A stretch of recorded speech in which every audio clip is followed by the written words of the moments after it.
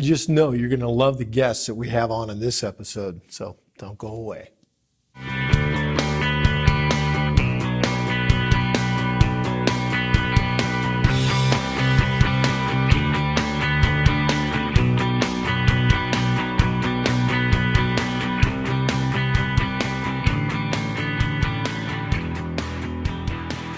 Welcome to another episode of The Interview. I'm Dr. Rick Wadge, and we have a special guest with us. I'm very honored to have him on the show this week, and that is Sheriff Joel Richardson from Randall County.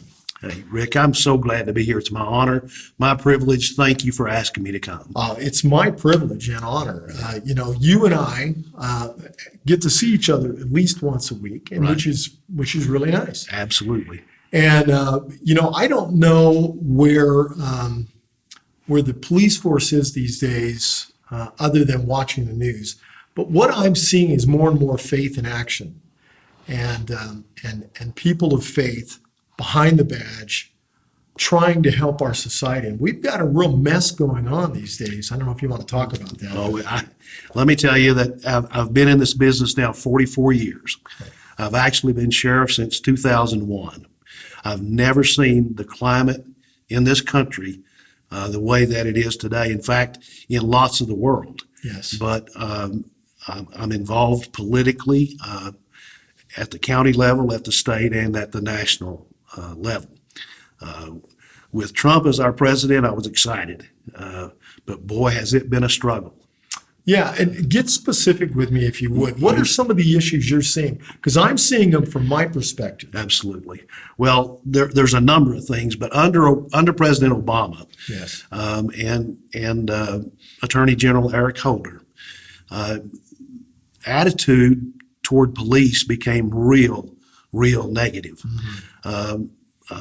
Attorney General Holder got all caught up in the local police looking too militaristic. And the truth is that in today's world, we need to have more and more military tactics, more and more gear.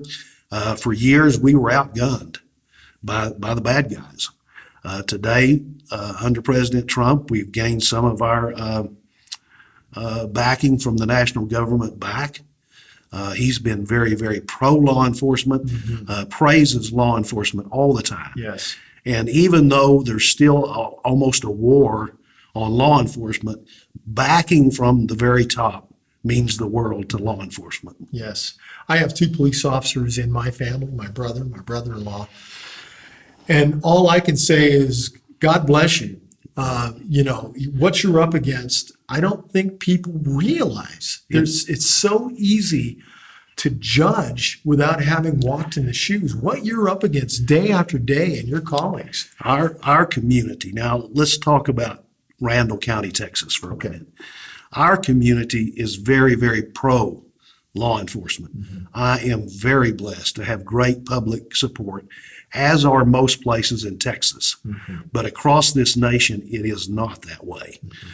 With the liberals, the Antifa, the real radical liberals, there is no respect for authority or law enforcement whatsoever.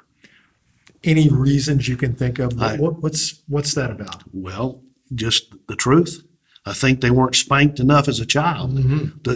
Let's just say it like it is. Right. I mean, we have raised a generation of spoiled brats that have no respect for authority whatsoever.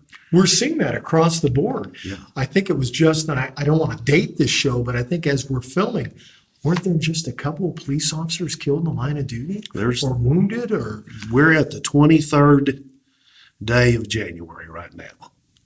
And there have been 8 killed so far this year in the line of duty. This year? This year. Now, those that want to remove our Second Amendment rights blame that for being the cause. That is not the cause. Guns never killed anybody. I can lay mine right out here, and it will lay right there till somebody picks it up. Guns aren't what kills people. Right. Guns are a defense mechanism for everyday Americans. We are very, very pro concealed carry. We appreciate law-abiding, good citizens that are willing to carry. Right. And we think about all these mass shootings that have taken place, specifically in the public school systems, and with people those that are in charge, not having the ability to defend the kids and waiting for a response, which is a fast response time by the police officers, but still there's that amount of time. Wouldn't that make a difference, I would think? The only way to stop a bad guy with a gun is a good guy with a gun. Yeah. That's it. Right. And until he meets resistance, he's going to continue killing. Right. And those people that, that talk about these idealistic methods of, if nobody has a gun, but that's idealistic. You're not going to remove all the guns from the criminals. The criminals don't care Right. what the law says. Yes. Thus, they're criminals. Yes. And if guns are outlawed, the only ones that have guns is outlaws. I mean, that's it. In a prior interview I did, I think with another dear friend of mine, we were talking about the disrespect these days in our country for our government officials, specifically in the White House. You want to talk about that? Well, I'll just say this. There are lifetime politicians in Washington, D.C. That don't want their apple cart upset. And we've elected an outsider to come into Washington, D.C., and there is nothing but resistance for him from those on the left, from some Republicans, if they're establishment. I hope the people will speak even louder in the 2020 election and put some common sense back into our federal government. Joe, you're a Bible-believing Christian, Yes, sir. and with a badge on, and looking at the state of affairs in our country specifically, and now you also work in other countries helping them. I have, yes. training. In Brazil, yes. Yes. What do you see as one of the biggest cautions that you're seeing right now in public safety and the change in our society? I'm just going to say it like this. Our nation needs to turn back to Christ and nothing else. Not one other thing is ever going to change it. I'm going to go a ways back, and I'm going to talk about when I first got in law enforcement. Okay. That was in the 1970s. And in the 70s, there was a lot of respect for law enforcement, and people in the general public didn't like criminals very much. And we all had the attitude of lock them up and throw away the key. And that was in the 70s. And what we did, they're coming back from prison just like they've been caged animals. Lock them up and throw away the key wasn't a good answer.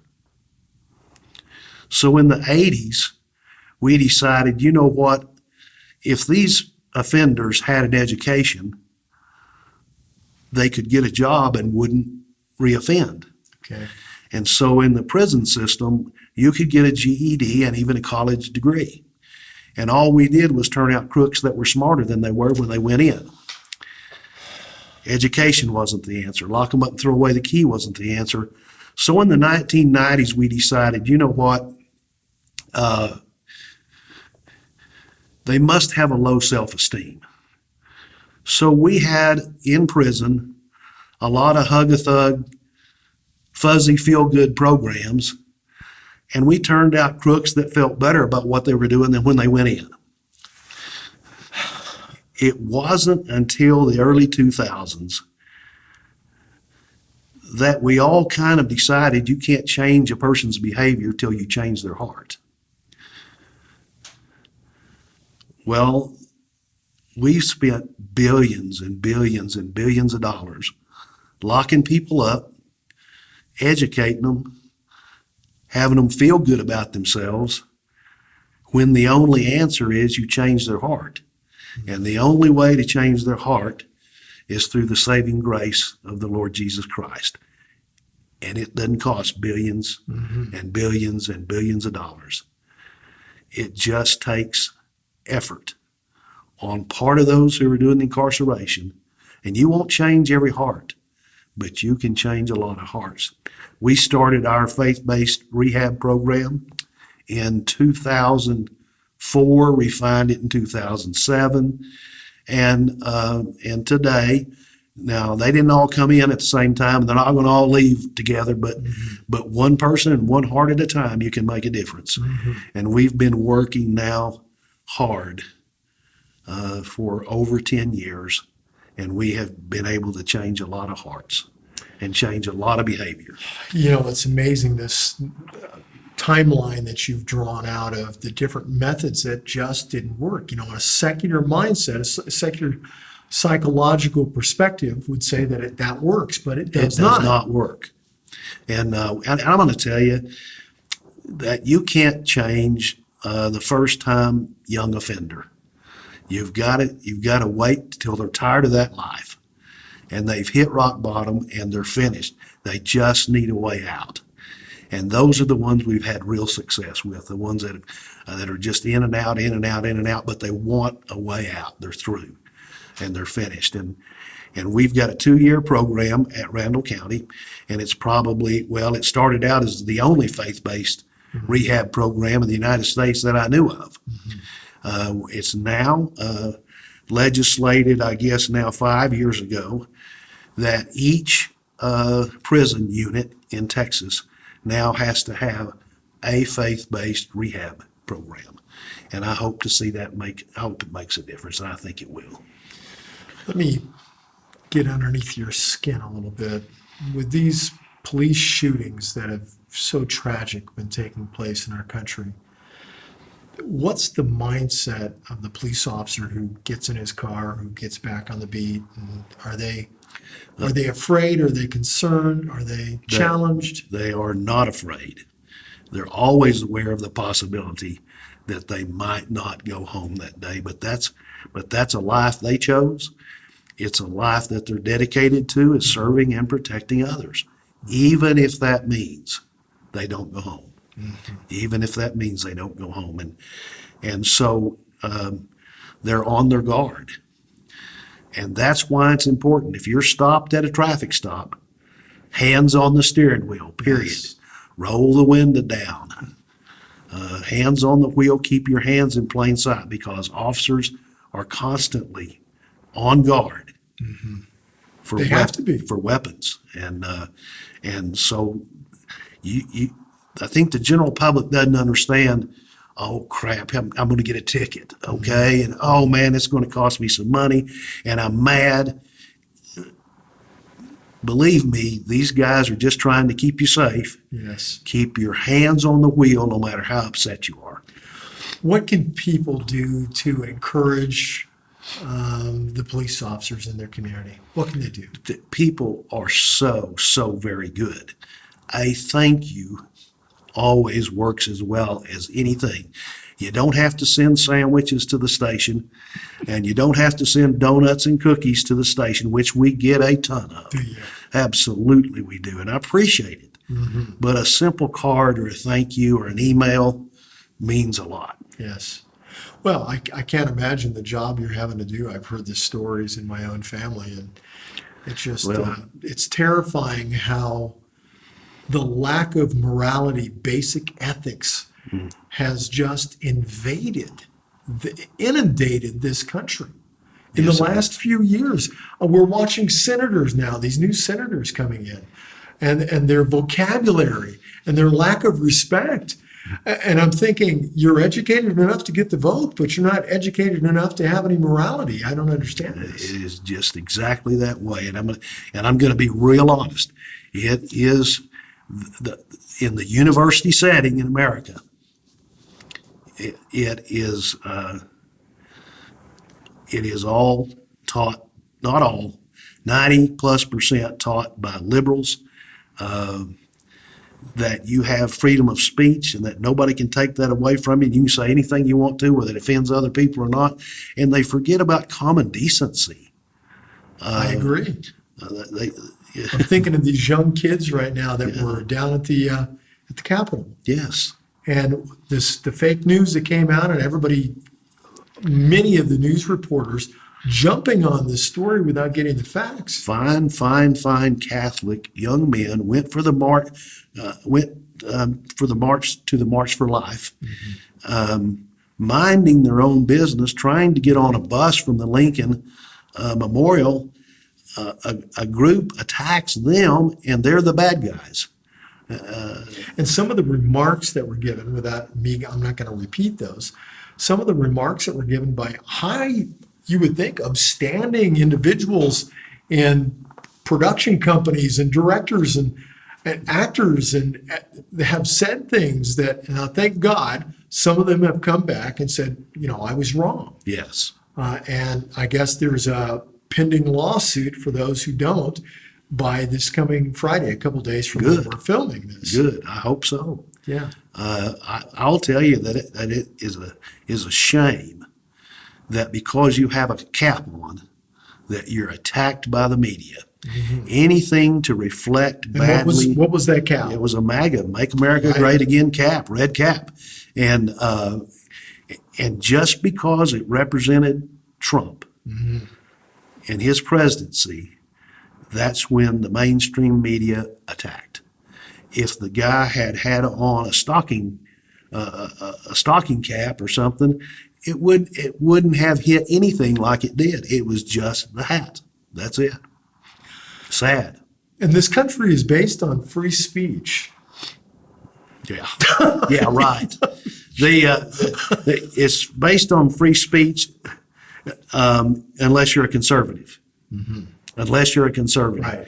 And if you're a conservative, the liberals have made it clear that you're going to have to pay for it if you're a conservative. Okay, so let's talk about how damaging this country would be if we were all conservatives. What is so bad about being conservative? What does that mean? I've been a conservative. I've been that all my life. And all that means to me is this. I believe in mother, God, country, hot dogs, apple pie, being kind to your neighbor, helping people out when you can. That's all that means to me, and the fact that you like smaller government. When we disagree on something, we reason logically through the issue. Yes. We don't blow up, call names. Yeah. When you present someone with facts, they call you a racist, so. I'm watching some of the same videos, I'm sure, and it's just blowing my mind. Yeah. Some of the reports that are coming out of the illogical way the people are handling themselves as examples for another generation. It just doesn't make sense. I.e. the Kavanaugh hearing. Yeah. Shameful. It was absolutely shameful. I wept over what was going on. I cannot imagine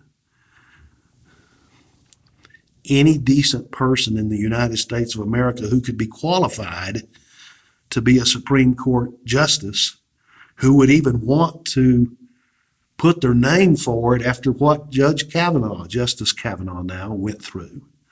And I was glad, quite frankly, to see him finally defend himself, and I was glad to see Lindsey Graham defend him. I was too. And call it like it is. Lindsey Graham went up several notches in my book that day. When I say the term repentance, it grinds on me a bit because I feel like all of a sudden I'm using religious slang. But this country, in the way it's behaved lately, in these liberal, immoral, unethical ways, needs to repent. I mean, that's just me. I'm not speaking for you. I'm speaking for myself. Oh, Lord, forgive us as a nation. Just the way we're treating one another. Okay, let's tackle a couple other ishes. We have a few minutes left. Yeah, let's talk about when this airs. It won't be last night anymore. The legislature in New York passed or repealed any restriction on abortion last night. All the way up to the time of birth? Till the time of birth. And to see those legislators, the state legislators, stand and cheer made me sick. What's the reasoning behind this? I don't know. It just seems like the further right you can get, the Democrats seem to think that's better.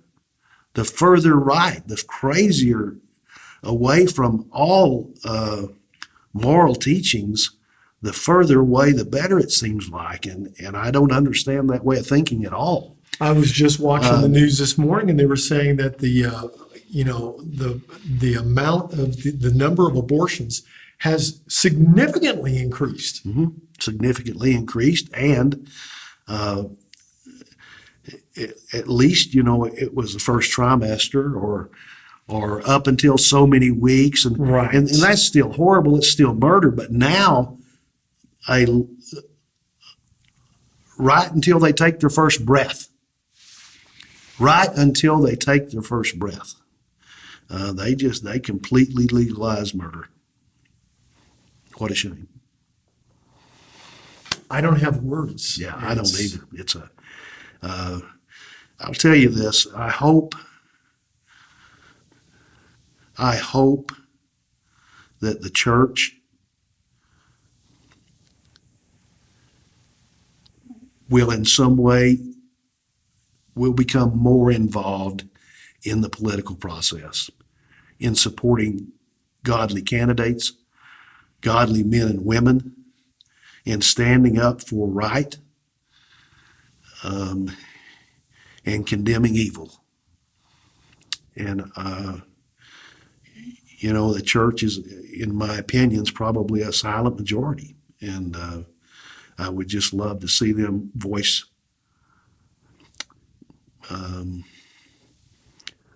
their disgust with the way this country's going more. I agree. And the concept of the division, separation between church and state has been taken so out of context. So terribly out of context. That to think that morality from a religious perspective, especially conservative, doesn't have a place in the leadership of a country is absolutely ignorant. They don't know their history. They don't know their history. They don't know their history and the sacrifices that our founding fathers made. Some of them cost their lives. Some of them cost everything they had for our freedom today. And that's a shame. And they were Christian men. They put God in our Constitution.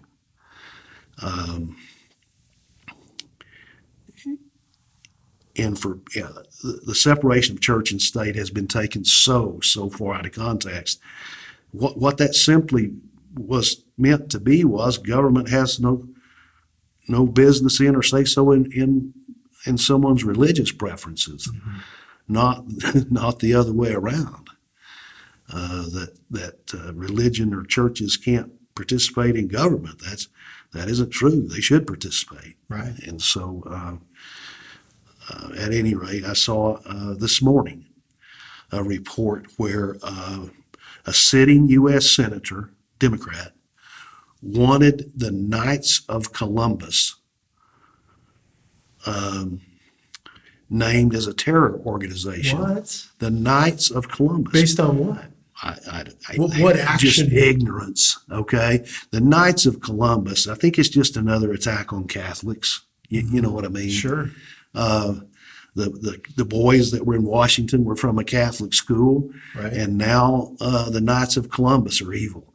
The Knights of Columbus are nothing but a group of Catholic men who do charitable work. That's right. That's nothing exactly, else. Sure. They're great people. They're That's great right. Americans. They do charitable work. That's Right. all they do. Yes. And so I think he's getting Knights of Columbus and Ku Klux Klan I think so. crossed up or something.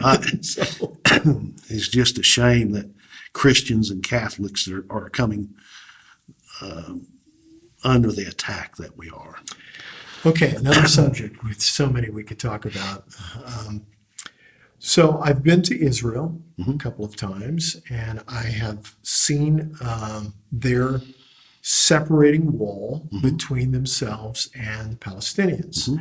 And when you've gone on the other side of the wall and you've seen some of the areas of Palestine, Palestinians, Gaza, some of those areas, whatever you'd like to call that properly, you see that there's a reason that there's a division there, and it saves lives. Absolutely. Benjamin Saves lives. Netanyahu would tell you it saves lives. Absolutely. The idea of troops will tell you it saves lives. So here we are now in this battle over putting some kind of a barrier, wall, whatever you want to call it, and we're in a showdown now between those who don't want to give only $1 and those that are saying, look, it's going to save lives. It's going to help our country. We're going to talk about that. President Trump, more than any other issue, was elected on Build the Wall. Now, who pays for it doesn't much matter at this point, okay? But if he hadn't been Build the Wall, he probably would not have been elected. In law enforcement, any sheriff in the state of Texas can tell you, we need a wall, and we need a good wall, and we need it on the border. We need plenty of border patrol. Now, for years, the federal government didn't do their job. They're trying to do their job now. We as state officials had to do that job of protecting the people from the ones crossing the border. But it is no issue to get across the border, and I see helicopter footage monthly of all of the coverage that DPS does for the Border Patrol on our border. The evil is amazing, and stop. When we talk about human trafficking a lot, but and there is various different kinds of human trafficking, but the main ones we see are families and children in the backs of vans and semi trucks living in the most horrible, worst conditions anybody could ever live in, and that when it comes to human trafficking, we see some other sex human trafficking. Prostitution, human trafficking, those kinds of things. But the most we see is illegal immigrants who have paid $1,000 to $2,000 a piece for somebody, Which is a lot of money to them. to bring them across that border, and then they're in the worst conditions you've ever seen. So, Rick, I want you to know it's been my absolute pleasure to be here today. I've enjoyed getting to see you, and I hope that someday I can come back. Sheriff Richardson, the honor and the pleasure has all been mine, and I'm so grateful that you came down. Please don't be a stranger. All right. Come back to ITVN. Let's talk more about what's going on. Great. Thank you. And thank you.